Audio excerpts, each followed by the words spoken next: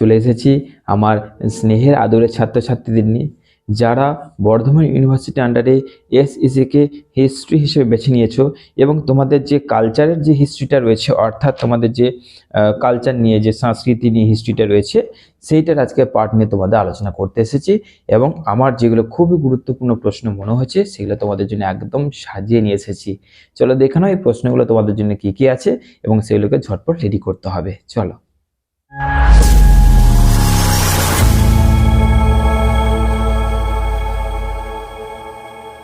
তো এই প্রশ্নগুলো বলার আগে তোমাদের যে কথাটা আমি বলতে চাই, দেখো আমরা যখন কাউকে প্রচণ্ড ভালোবেসে ফেলি, প্রচণ্ড বিশ্বাস করে ফেলি, এই প্রচণ্ড জিনিসটা কিন্তু খুব খারাপ জিনিস।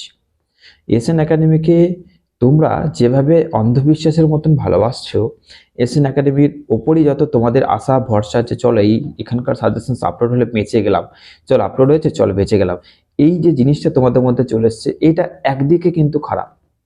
মানে তোমাদের দিক থেকে যে অপার ভালোবাসা পেয়েছি এটা আমার কাছে প্রচুর। মানে আমি যে এত ভালোবাসা পাবো কোনোদিন ভাবিনি, কিন্তু এত ভালোবাসাটার মধ্যে মানে কি বলে না, এক্সট্রিম একটা আত্মভরসা চলে এসছে তোমাদের, যে এখানকার সাজেশনস মানে কোনো চিন্তা নেই। ঠিক আছে, আমি আমার মতন চেষ্টা করেছি, তোমরা কমন পেয়েছো, জিই ডিএসসি দিয়ে দিয়েছিলাম, পেয়েছো, ঠিক আছে। তা বলে আমাকে কেন কাউকে এতটা অন্ধবিশ্বাস করবে না যে যখন তার দ্বারা দেখা গেল যে কিছু কোশ্চেন যদি দেখা গেল আমার কমন না আসে, তখন যেন এসএন একাডেমিকে কখন করুক দায়ী করবে না। কেন কি হয়, আমরা যাকে প্রচন্ড ভালোবেসে ফেলি তার দু একটা ভুলে তাকে কিন্তু আমরা খারাপ ভাবতে শুরু করি। এটা যেন কোনোদিন তোমাদের কাছ থেকে আমি না পাই, তার জন্য বলছি। এটা শুধু আমার ক্ষেত্রে কেন, সবার ক্ষেত্রেই। অতিরিক্ত কোনোদিন কাউকে ভালোবাসবে না, অতিরিক্ত কাউকে কোনোদিন ঘৃণাও করতে নেই।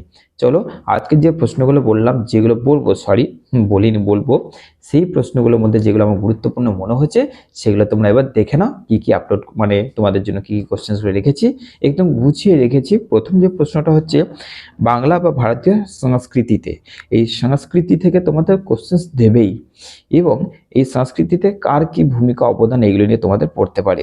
যেমন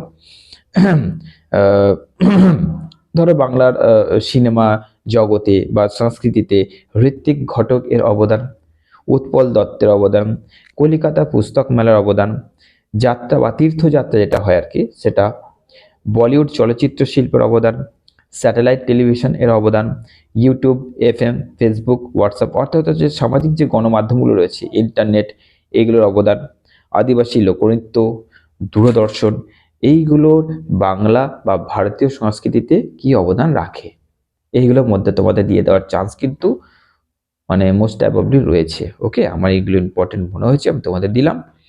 2 নম্বর সাজিয়েছি চিত্রকলা থেকে, যে কালীঘাট চিত্রকলা আলোচনা করো বা যামিনী রায় এর চিত্রকলা আলোচনা করো। ওকে, এরকম করে তোমাদের দিতে পারে। 3 নম্বর ঔপনিবেশিক কলকাতা থেকে কি কি দিতে পারে, যে ঔপনিবেশিক কলকাতায় চড়ক পূজা উৎসবটি আলোচনা করো, দুর্গাপূজা উৎসবটি আলোচনা করো।